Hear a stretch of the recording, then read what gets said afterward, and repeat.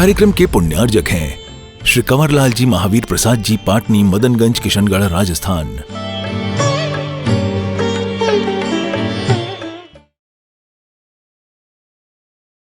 हम उनका शरीर देख रहे हैं, दैदीप्यमान, हरे प्रकाश से प्रकाशमान। उनके चरण कमलों को देखते हुए अपने हृदय में उनके चरणों का ध्यान रखते हुए मन ही मन प्रसन्न हो और प्रार्थना करें।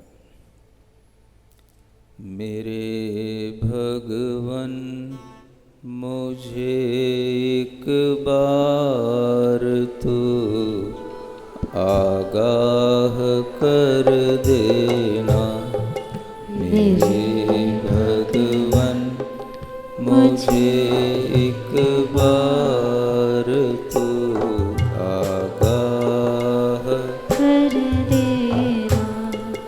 जब भी हो शाम जीवन की मुझे इत्तलाह कर देना। जब भी हो शाम जीवन की मुझे इत्तलाह कर दे। मैं तज दूँ मोह इस तन का, नहीं भोजन में मन लाऊं।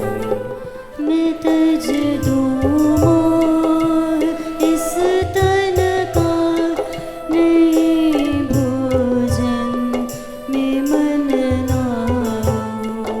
पीऊँ शुद्धात्म अमृत को, उसी के गीत नित गाऊं। पीऊँ शुद्धात्म अमृत को, उसी के गीत नित गाऊं। मेरे मन साम्य इतना हो, रहे ना वेदना मन में। मेरे मन साम्य इतना हो, रहे ना वेदना मन में। रहे बस ध्यान जिनवर का, गमों को स्याह कर देना। रहे बस ध्यान जिनवर का, गमों को स्याह कर देना। जब भी हो शाम जीवन की मुझे इत्तलाह कर देना।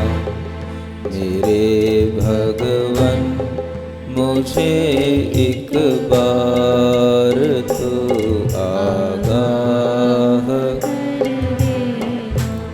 ओम अर्हं नमः, ओम अर्हं नमः, ओम अर्हं नमः, ओम अर्हं नमः, ओम अर्हं नमः, ओम अर्हं नमः, ओम अर्हं नमः, ओम अर्हं नमः, ओम अर्हं नमः। अपनी हथेलियाँ घिसें, आँखों पर रखें और भगवान की कथा सुनने के लिए तत्पर हों।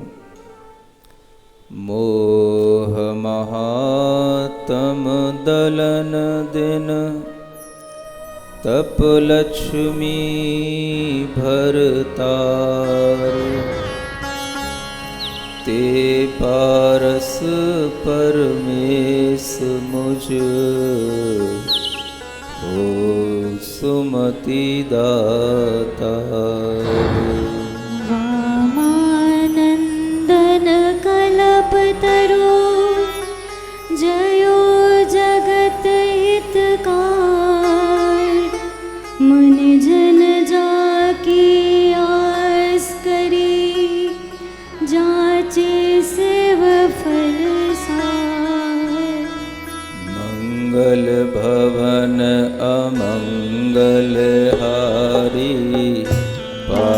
दशनाथ जगत हितकारी। सुख संपत सब ये घर आवे, जो भविजन पारस गुण गावे। पार्श्वनाथ भगवान की यह कथा आनंद राजा के साथ में चल रही है। उनके पिछले भव में जब वह राजा भी हैं और एक मुनिराज के सामने बैठे हैं और उन्होंने एक प्रश्न किया। वह प्रश्न पिछले 2 दिनों से आप सुन रहे हैं और उसका उत्तर भी आप श्रवण कर रहे हैं। प्रश्न है कि ये अचेतन प्रतिमाएं, धातु या पाषाण की प्रतिमाएं हमारे अंदर पुण्य कैसे दे सकती हैं? ये हमारे भावों में परिवर्तन का कारण कैसे बन सकती हैं? जैसा कि हर कोई पूछता है, जानना चाहता है कि भगवान के दर्शन से क्या होता है। प्रतिमाएं तो अचेतन हैं, उनको देखने से क्या हमारे अंदर परिवर्तन आ सकता है? क्या हमारे अंदर वह ट्रांसफॉर्मेशन हो सकता है? यह सब विचार, यह सब बातें जैसे आजकल के लोगों में आती हैं, इसी तरह के विचार पहले भी लोग रखा करते थे। क्योंकि धर्म के विषय में प्रश्न कोई नए नहीं होते, वो सब पहले हो चुके होते हैं। हमें अपना बच्चा अच्छा लगता है, इसलिए हमें लगता है कि हमारा बेटा बहुत इंटेलिजेंट है, बहुत अच्छे अच्छे क्वेश्चन कर रहा है। लेकिन आप यह भी ध्यान रखें कि जितना आपका बच्चा इंटेलिजेंट है, उतना पड़ोसी का भी है, और उससे भी पहले इस तरह के इंटेलिजेंट बच्चे हो चुके हैं।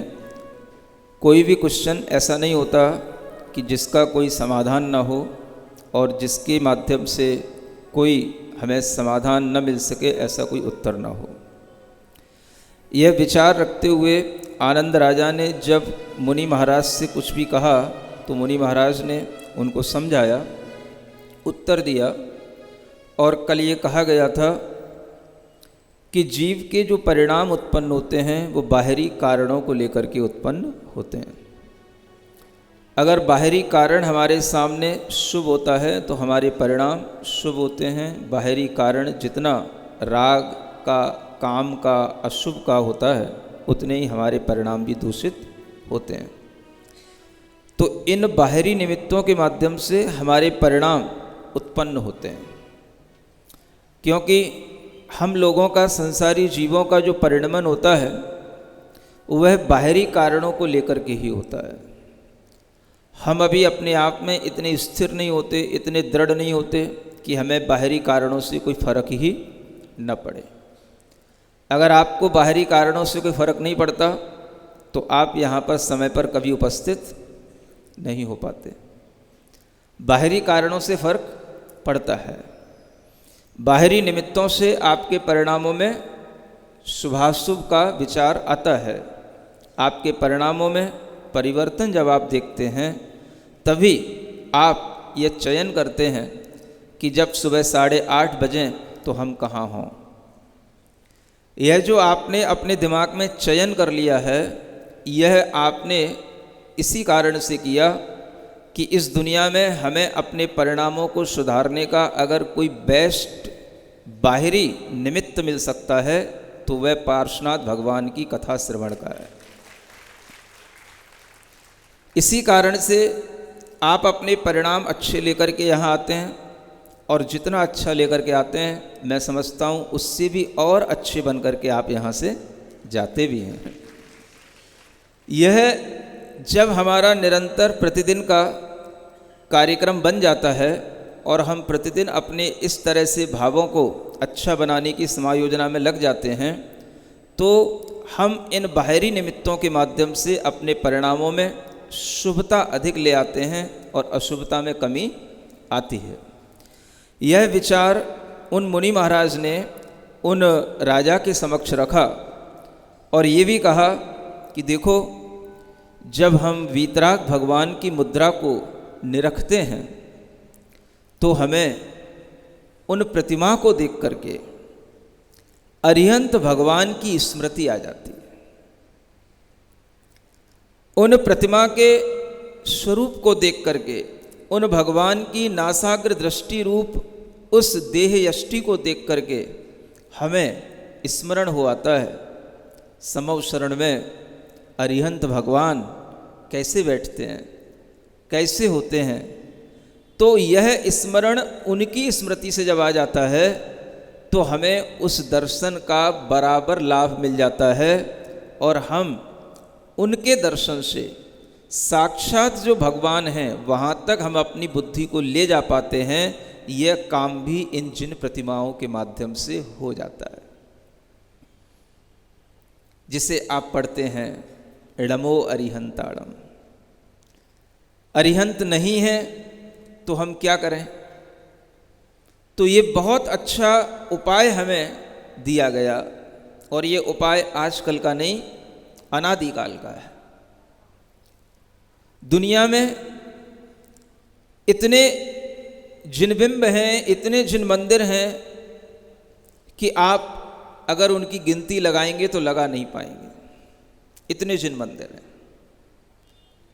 और वो सब बनाए हुए हों ऐसा नहीं है, बिना बनाए हुए भी अनादिकाल से हैं। जो बनाए जाते हैं वो कृत्रिम होते हैं और जो बिना बने हुए होते हैं वो अकृत्रिम होते हैं। ऐसे अकृत्रिम जिनालय, अकृत्रिम चैत्यालय, अकृत्रिम चैत्य, जिन बिंब हमेशा हमेशा से 3 लोक में रहे हैं और इस धरती पर हमेशा दूर रह कर के भी सज्जन पुरुष उनकी पूजा करते हैं, समय समय पर करते रहते हैं। भगवान की प्रतिमा को देख करके उन वीतराग भगवान का स्मरण हुआ ना, ये छोटी चीज नहीं है, बहुत बड़ी चीज। भगवान कैसे होते हैं इस बात की अभिव्यक्ति, इस बात का मन में विश्वास कैसे आएगा? तो उन भगवान की प्रतिमा को देख करके आएगा। अगर वह प्रतिमा सामने नहीं होगी तो हमारे दिमाग में यही रहेगा कि भगवान कहीं ना कहीं कुछ काम में लगा हुआ होगा, किसी को बना रहा होगा, किसी को मिटा रहा होगा, किसी को कहीं लेखा जोखा रख रहा होगा, किसी की कहीं है ना मृत्यु हो रही है उसका लेखा जोखा रख रहा होगा, किसी का जीवन कहीं चल रहा है उसका लेखा जोखा। भगवान इसी काम में लगा रहता है, क्योंकि हमने अभी तक जितना भी सुना यही सुना है। हमारे कर्मों का लेखा जोखा भी कौन रखता है? भगवान रखता है, ईश्वर रखता है।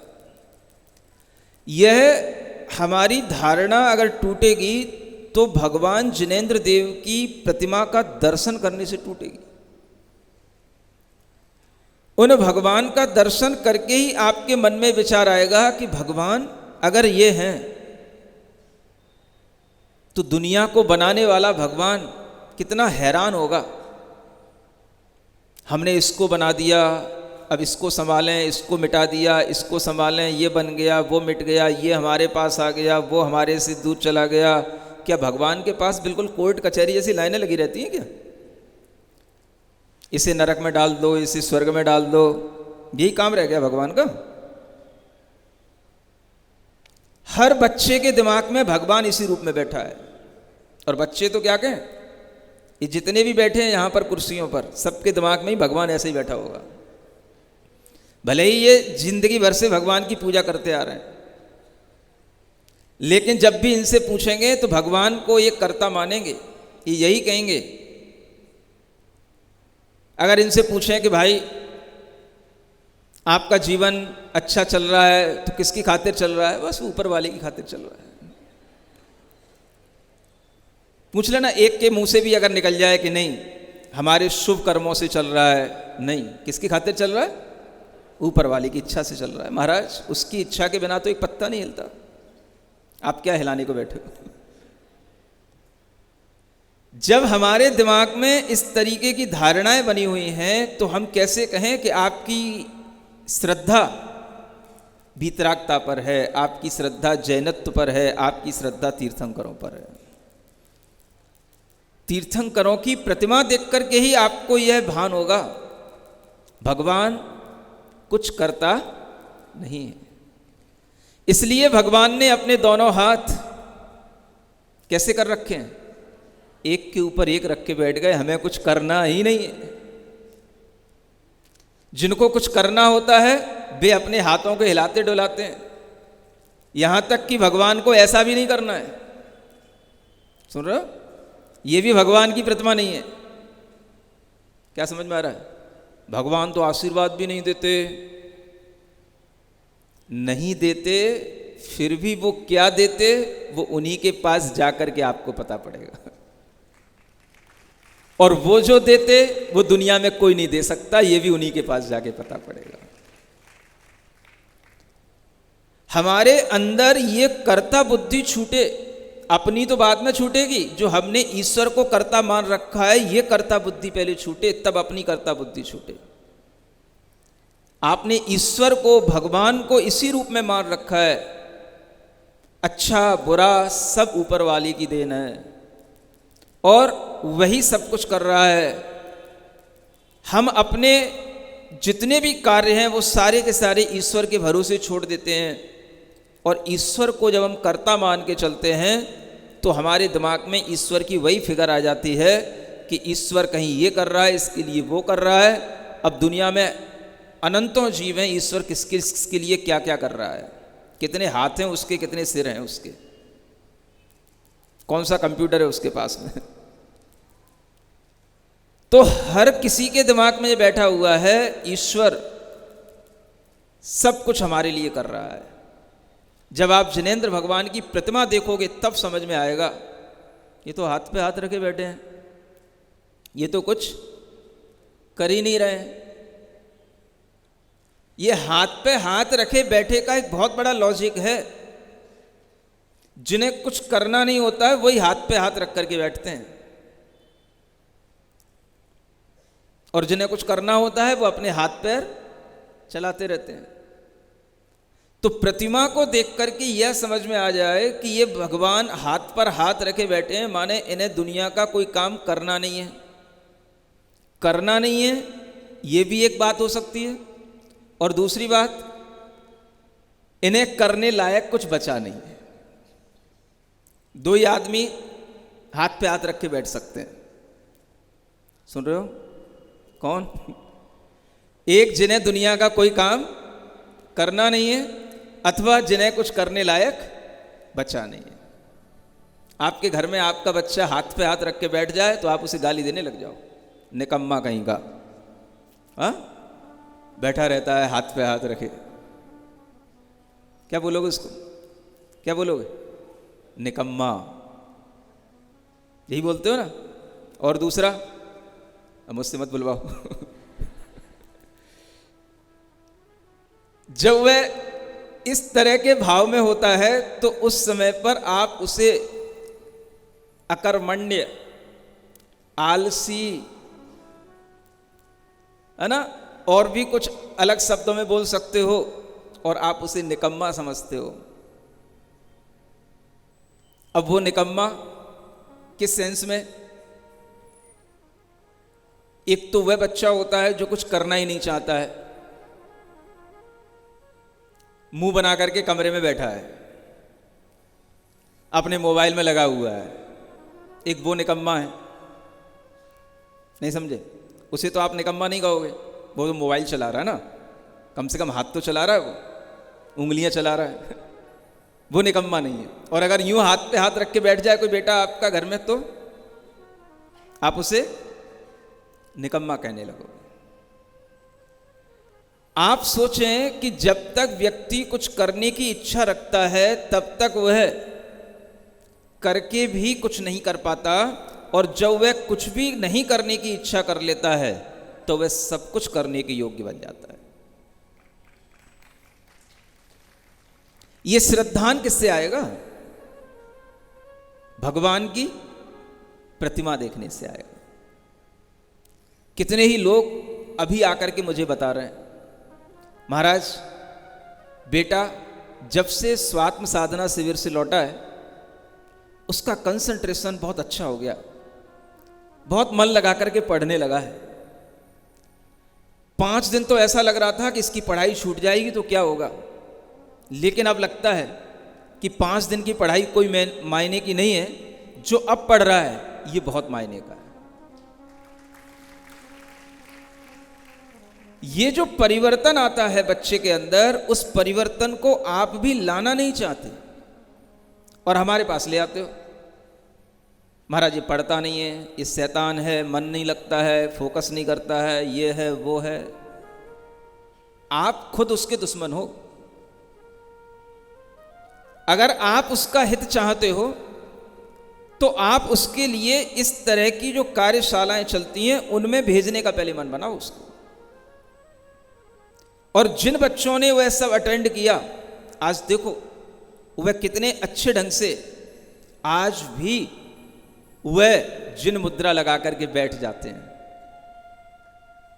कल शाम को ही मेरे पास 2 बच्चे आए, मैं अपना प्रतिक्रमण कर रहा था, उनका पेशेंस देखो कि वो उतने प्रतिक्रमण के टाइम तक पूरा का पूरा ऐसे जिन मुद्रा लगा करके ध्यान लगा करके बैठे रहे।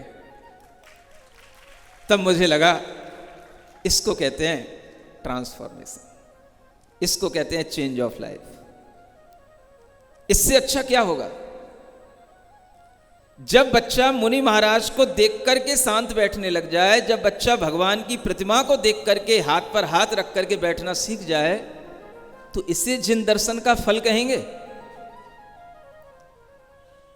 या तुम्हारे ढकेलते से वो दर्शन करके आ गया, प्रभु पतित पावन की विनती पढ़ के आ गया, धोख दे करके आ गया, उसे जिन दर्शन का फल कहेंगे? बोला तो करो कुछ, कौन सा अच्छा फल है बताओ? अगर बच्चा शांत बैठ सकता है, अपना कंसंट्रेशन खुद कर सकता है, वह बच्चा भगवान की तरह जिन मुद्रा में बैठने का भाव कर सकता है, यही तो भगवान के दर्शन का फल है। और इससे बड़ा फल क्या होगा? ये कहां सीखने को मिलेगा? यह जब बच्चा सीख लेता है तो अपने आप उसे समझ में आ जाता है, हाथ पर हाथ रख करके बैठने से कितनी शांति मिलती है। और जैसे ही हम हाथ हटा लेते हैं, अब इन हाथों को कहाँ करें, कुछ चलाएं, कुछ करें, और करने की जब तक इच्छा रहती है तब तक आकुलता बनी रहती है। इसलिए भगवान कौन होते हैं? जो कुछ भी करते नहीं है, ये भी कह सकते हो। और दूसरी पॉइंट क्या है? जिन्हें कुछ करने लायक बचा ही नहीं है। क्या करना? अगर भगवान ही कृतकृत्य नहीं होगा तो दुनिया में कौन कृतकृत्य होगा? एक सोचने की बात है, लॉजिकली सोचने की बात है कि अगर भगवान ही दुनिया में हैरान है, वही दुनिया के कामों में लगा हुआ है, तो एक सामान्य बंदा जिससे जो बंदा भी समझ रहा है मैं भगवान की देन हूं, तो बंदा शांत कैसे रह सकता है? जिसने उसको बनाया है वो अगर शांत नहीं है तो उसका जो क्रिएशन है वो शांत कैसे रह सकता है? जब भगवान शांत होगा तब हम शांत बैठ पाएंगे। जब अपने से बड़े कुछ अच्छा करते हैं तब हमारे अंदर अच्छा करने का मन आता है। जब अपने से बड़े शांत बैठते हैं तब हम शांत बैठ सकते हैं। जब अपने से बड़े कुछ करने की इच्छा नहीं करते हैं तब हम कुछ नहीं करने के भाव में आ सकते हैं। अन्यथा हर आदमी के अंदर करने की इच्छाएं, तमन्नाएं पड़ी रहती हैं। कृतकृत्य कौन है? कृतकृत्य का मतलब जो करने योग्य है वो सब कुछ कर चुके हैं। वो ऐसा विचार कहां मिलेगा, किसको देख करके मिलेगा? तो वह सिर्फ भगवान की प्रतिमा को देख करके मिलेगा। दुनिया में कोई ऐसा भी है जो बिल्कुल परफेक्ट हो चुका हो, अपने आप में पूरा का पूरा संपूर्ण महसूस कर रहा हो, और जिसे करने के लिए कुछ भी बचा ना हो, कुछ भी ना बचा हो, कुछ भी नहीं करना उन्हें, न किसी के लिए ना अपने लिए, अपने लिए भी कुछ नहीं करना है। ऐसी स्थिति में पहुंचा हुआ जो आत्मा है उसी को परमात्मा कहते हैं, उसी को भगवान कहते हैं, उसी को ईश्वर कहते हैं। ये जिस दिन तुम्हें समझ में आ जाएगा ना, तुम्हारी सारी भीतर की दुनिया, बाहर की दुनिया सब बदल जाएगी। ये जितने भी मिथ्या अवधारणा है सब दूर हो जाएंगे। आज भी आपके घरों में भगवान नहीं है, वीतराग नहीं है। आपके घरों में जब कभी मैं जाता हूं आहार करने के लिए और कहीं आसपास की दीवारों पर दृष्टि पड़ जाती है तो वहां वीतराग भगवान नहीं दिखते मुझे। हाँ, बाकी सब दिखते हैं। उनसे तो आपको डर लगता है, उनके लिए तो कह रखा है, आपने एक और बहाना सुन रखा है, उनकी तो फोटो लगाना ही मत घर में। हाँ, उनकी तो कोई भी तरह की स्मृति घर में रखना ही मत। माने वीतराग भगवान की फोटो लगाना पाप है और बाकी सब फोटो लगाओ, ऐसी आप लोगों ने धारणा बना रखी है। किसी के घरों में जाकर के देखो, बाहर की दीवारों पर, घर के दरवाजों पर क्या लगा रहता है? सबको चाहिए बस लक्ष्मी जी, लक्ष्मी जी, लक्ष्मी जी। किसी को नहीं चाहिए वो लक्ष्मी जो चक्रवर्ती के पास थी, जो तिनेंद्र भगवान के पास थी, वो किसी को नहीं चाहिए। किसी को नहीं चाहिए वो लक्ष्मी जिसके कारण से यह धन की भी उपयोगिता बनती है, या धन भी जिस लक्ष्मी के कारण से छोटा दिखता है, वो लक्ष्मी किसी को नहीं चाहिए। हर किसी के लिए इस तरह की जब भावनाएं दिखाई देती हैं तो समझ में आता है लोग अभी भीतर से बहुत गहरे गहरे अंधकार में पड़े हैं, मिथ्यात्व में पड़े हैं।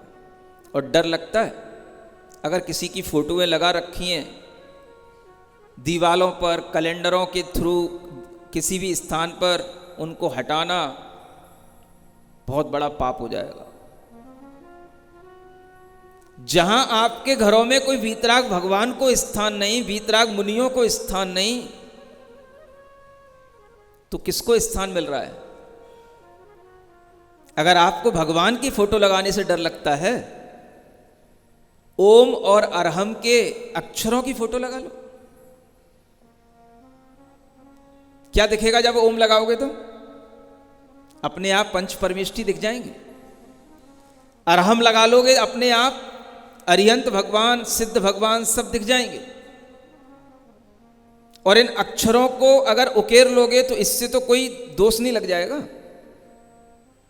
और जब जब आप अपने घर के बाहर निकलोगे, घर में अंदर प्रवेश करोगे, तो आपको याद आएगी ओम अरहम नमः, ओम अरहम। इससे बड़ा शुभ और मंगल क्या होगा? याद आनी चाहिए किसकी? जिन्हें हमने अपना आदर्श मान रखा है, जो हमारे लिए सर्वश्रेष्ठ हैं, उत्तम हैं, शरण हैं, उनकी याद आनी चाहिए। चाहे वो अक्षरों के माध्यम से याद आए, चाहे प्रतिमाओं के माध्यम से याद आए। जब हमारी याद, हमारी स्मृति किसी भी क्षण इस तरह की हो जाती है तो वही चीज हमारे लिए शुभ होती है, मंगल होती है। आप सोचो, आपने घर में, अपनी दुकानों में किन को संजो रखा है और उससे आपको किन की याद आती है? कौन से साधु परमेष्टि की याद आती है कि कौन से सिद्ध भगवान की याद आती है? किसकी याद आएगी आपको? जिन भगवान की प्रतिमा का सबसे बड़ा फायदा यही है कि जब हम दर्शन करते हैं तो वीतराग क्या होते हैं, कृतकृत्य भगवान कैसे होते हैं, ऐश्वर्य संपन्न होकर के भी बिना कुछ देखने की इच्छा करने वाले नासाग्र दृष्टि रखे हुए भगवान कैसे होते हैं, ये देखना ही अपने आप में बहुत दुर्लभ चीज है। और जब ये देख लेते हैं तो अपने आप अपने परिणाम शुभ बनने लग जाते हैं। ये वीतराग भगवान की प्रतिमा को दर्शन करने का सबसे बड़ा फल है। कौन सुना रहा है? मुनि महाराज आनंद राजा को सुना रहे हैं। और यह समझ में आ रहा है आनंद राजा को कि हां, भावों में फर्क तो पड़ता है। और यही भावों का फर्क हमारे लिए महत्वपूर्ण है।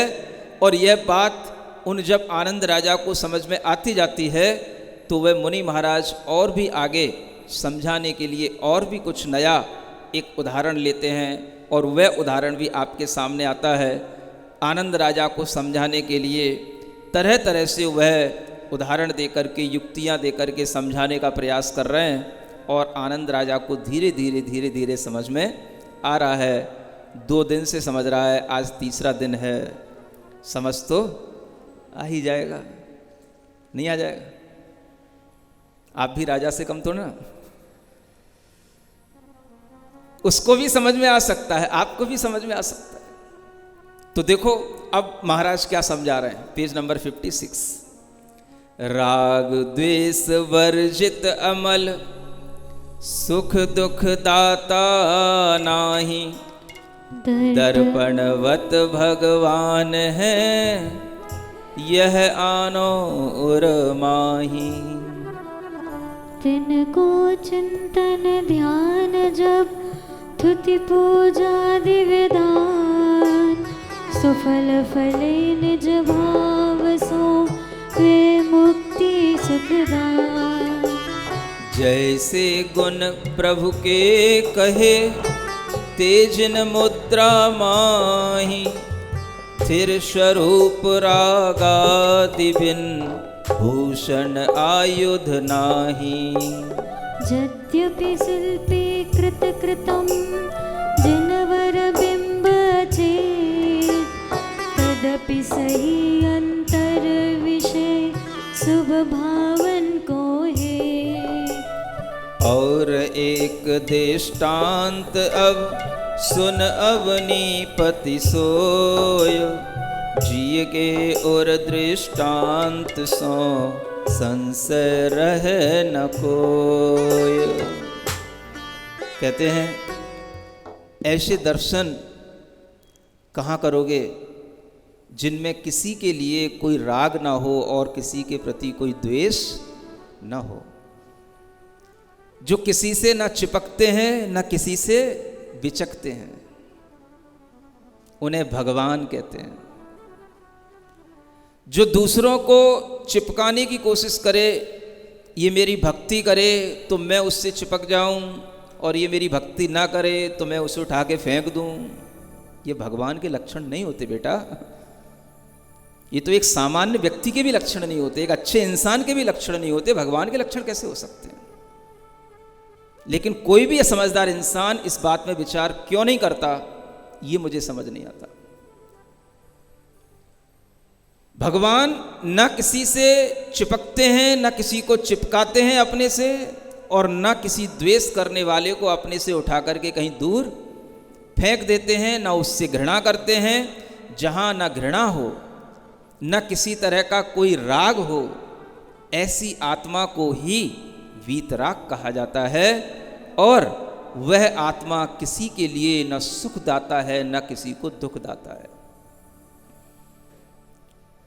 अगर वह सुखदाता हो गई, सुख देने वाली हो गई, तो दुख देने वाली भी हो जाएगी, क्योंकि जब सुख देगा कोई तो वह भी आपके ऊपर एहसान करेगा, आपसे कुछ अपेक्षा रखेगा। और जब वह सुख नहीं कोई उसके पास में लेने वाला होगा तो फिर वह उसको दुख देने लग जाएगा। इसलिए भगवान न हमें सुख देते हैं, न हमें दुख देते हैं। वो तो दर्पण की तरह सब कुछ, हमारा सुख दुख पाप पुण्य सब देखते रहते हैं, जानते रहते हैं। तो फिर वह हमें कैसे कुछ दे पाते हैं? हम कहते तो हैं कि भगवान के दर्शन से हमें सुख मिलता है, वो नहीं देते, हम ले लेते हैं। लेना सीखो। जब हम भगवान के दर्शन करें और दर्शन करने के बाद में हमारे भी भाव ऐसे ही हो जाएं, हम भी भगवान की तरह शांत बैठें, कृतकृत्य हो जाएं, ऐसी वीतरागता हमारे अंदर भी आ जाए, तो यही परिणाम हमारे अंदर सुख के परिणाम कहलाते हैं। भगवान नहीं देते हैं, लेकिन उनके दर्शन से हम बहुत कुछ ले लेते हैं। बेटा लेना सीखो। सुन रहे हो? बड़े लोग देते कम हैं। क्या देते हैं? वह जो देते हैं वह उन्हीं को देते हैं जो लेना जानते हैं, और उनसे लिया जाता है। उनसे लेने की कला हमारे अंदर होनी चाहिए। जब वो कुछ ना दें और तब भी हमें लग रहा हो कि भगवान से हम सब कुछ ले रहे हैं और हमें सब कुछ मिल रहा है और भगवान कुछ नहीं कर रहे हैं, तब समझना बेटा अब तुमने भगवान को सही ढंग से समझा है। लेने की भी एक कला होती है। बेटे को घर में मम्मी से कुछ मांगना पड़ता है, पापा से कुछ मांगना पड़ता है, तो उसकी भी एक आर्ट होती है। जब वह नहीं भी मांगना जानता है, नहीं भी अपना हाथ पैर चलाना जानता है, तब भी वो मांग लेता है। कैसे? जब वह बोलना नहीं जानता, छोटा होता है और उसे मम्मी से कुछ लेना होता है, दूध पीना होता है, तो क्या करता है? अपने आप तो बेटा कभी कोई कुछ नहीं देता, लेना ही पड़ता है। चिल्लाने लग जाता है, रोने लग जाता है, हल्ला मचा देता है। अपने आप मम्मी भी खिलाएगी, पापा भी उसको बाहर ले जाएंगे, वो भी टॉफी खिलाएंगे, वो भी उसको अच्छे अच्छे खिलौने देंगे, सब देने लग जाएंगे। मांगने की जरूरत नहीं है। क्या करना है? बस लेने की कला आनी चाहिए।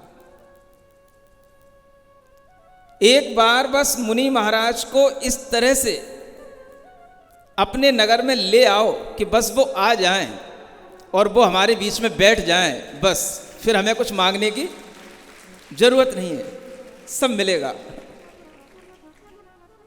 देते हुए भी कुछ नहीं दिख रहा है और फिर भी ऐसा लग रहा है हमें सब कुछ मिल रहा है। ये जो फीलिंग है, ये नेक्स्ट लेवल की फीलिंग होती है। यह फीलिंग ही हमारे अंदर सब कुछ डालती है।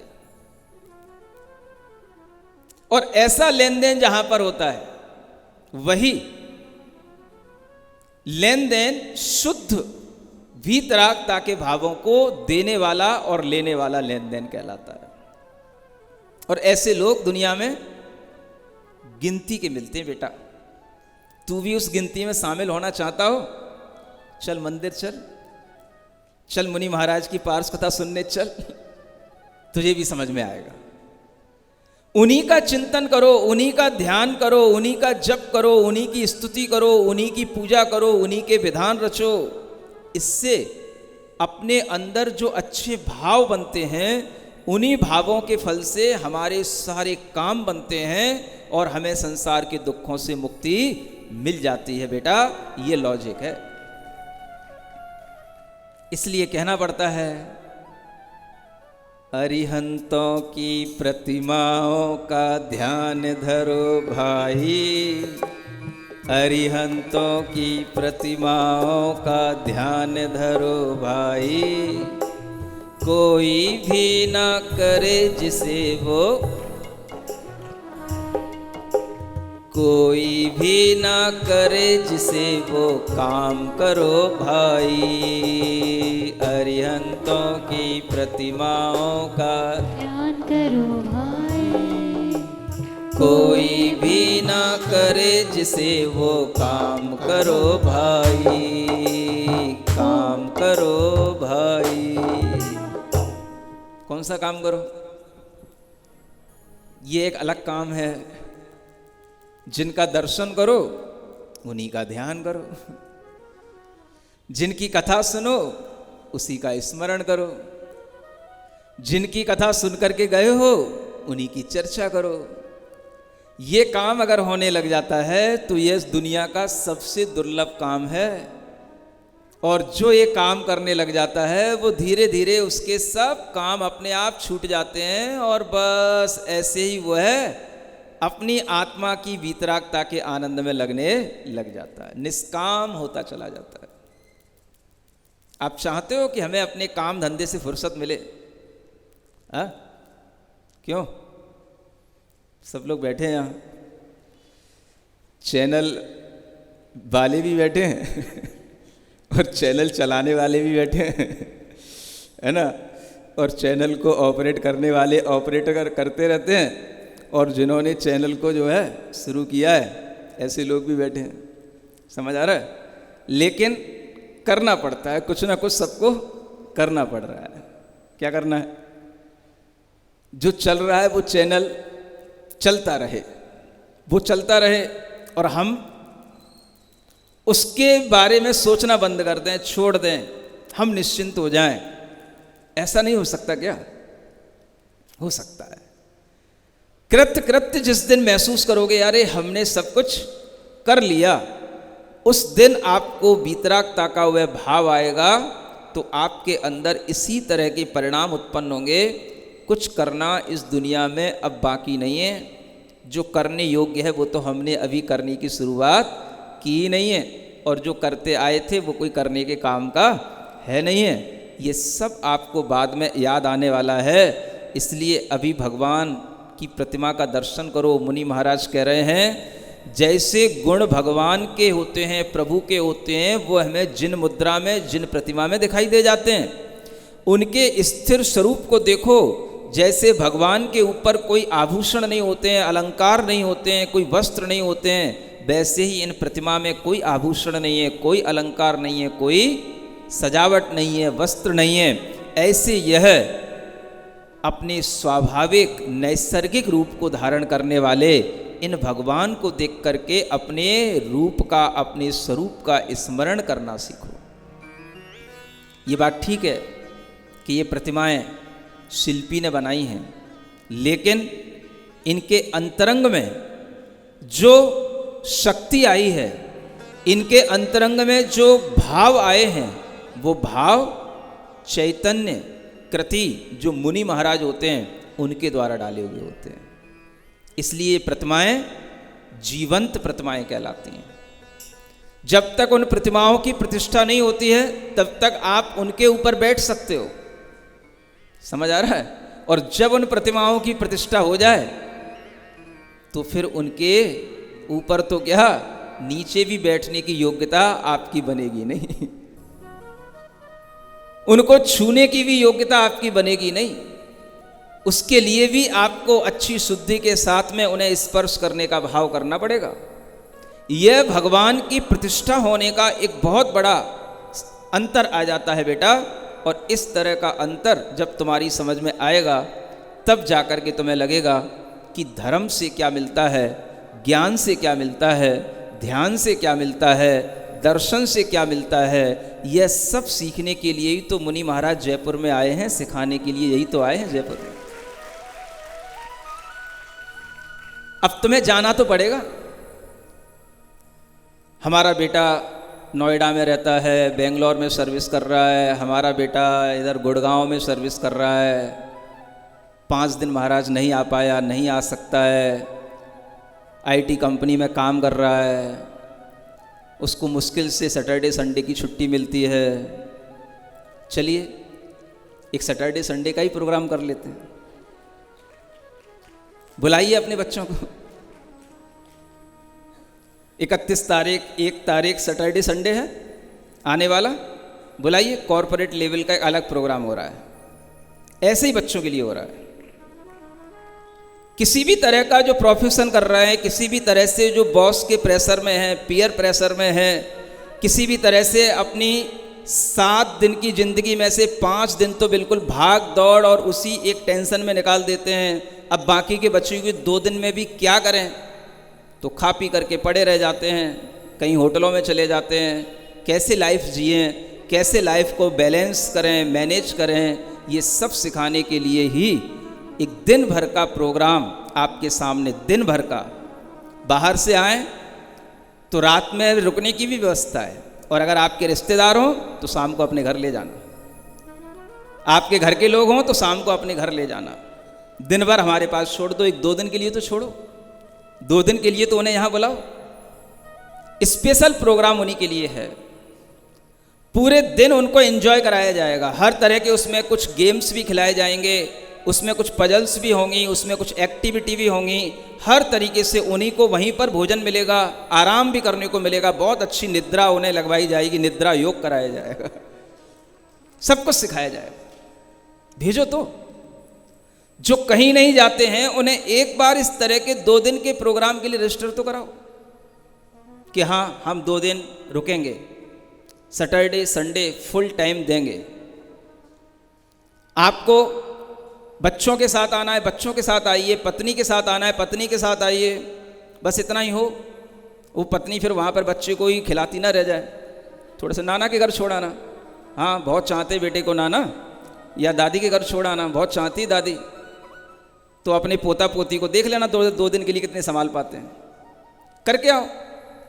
बहुएं हों, बच्चे हों, सबके लिए कोई भी तरह से आप चाहे भले ही टीचर भी हों तो भी कोई बात नहीं, सबके लिए यह प्रोग्राम है। लेकिन वह है उसी लेवल का जो कोई ना कोई सर्विस कर रहे हैं, या बिजनेस में भी अच्छे कॉरपोरेट लेवल के बिजनेस में हैं, किसी थके हुए हैं, अपनी लाइफ में कुछ चेंज चाहते हैं और वह कुछ ऐसा चाहते हैं कि हम आगे का जीवन कैसे अच्छा बनाएं और अपनी पर्सनल लाइफ को भी और अपनी इस प्रोफेशनल लाइफ को भी कैसे बैलेंस करें। ये सब ट्रिक वहाँ पर आपको सिखाई जाएंगी, यहाँ नहीं सिखा सकता मैं। अब यह प्रोग्राम आपके लिए आ रहा है, ये आपका काम बनता है कि आप उन बच्चों तक यह बात पहुँचाएं। अभी टाइम है, सुन रहे हो? तब समझ में आएगा बच्चे के अंदर क्या नया उसके अंदर आया, क्या नया उसके अंदर चेंज आया, ये तब आपको समझ में आएगा। पहले आप ये करो, फिर आपके लिए जो लोग हैं कहते हैं बड़े बूढ़े कुर्सी वालों के लिए तो महाराज को सोचते ही नहीं है।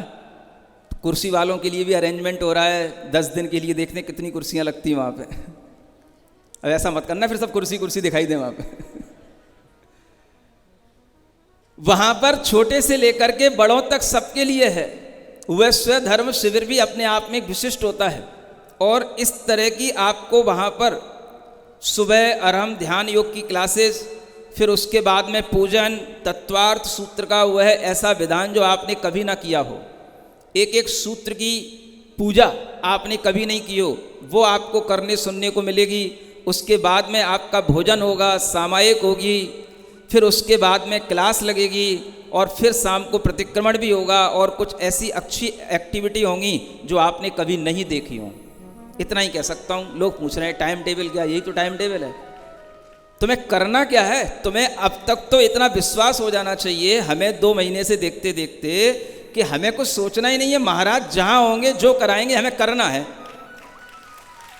जब हर दिन यहाँ पर बेस्ट हो रहा है तो 10 दिन तो बेस्ट होगा ही ना। अगर इतनी समझदारी आपके अंदर नहीं आई तो मुझे बोलने का मतलब ही क्या? शाम को आप अपने घर पर चले जाना, 8 बजे के बाद आप फ्री हैं, दिन भर आप यहां पर रहिए, यही आपका शिविर है। बाहर के जो लोग आएंगे उनके दिन में और रात की सब व्यवस्थाएं, आपकी भी दिन में खाने पीने की सब व्यवस्थाएं रहेंगी। इससे ज़्यादा आपको क्या बताया जाए? सुबह 5 बजे से शाम के 8 बजे तक आपको 10 दिन यहीं पर जो अलग सेक्टर 9 में जगह ली गई है वहाँ पर आपका प्रोग्राम होगा और वो सब 10 लक्षण के सब कार्यक्रम वहीं पर चलेंगे। अब आप अपना मन बनाइए, आपके अंदर ये भाव आना चाहिए कि हमें यह अटेंड करना है और इसी के माध्यम से हमारे जीवन में परिवर्तन आ रहा है और आता रहेगा।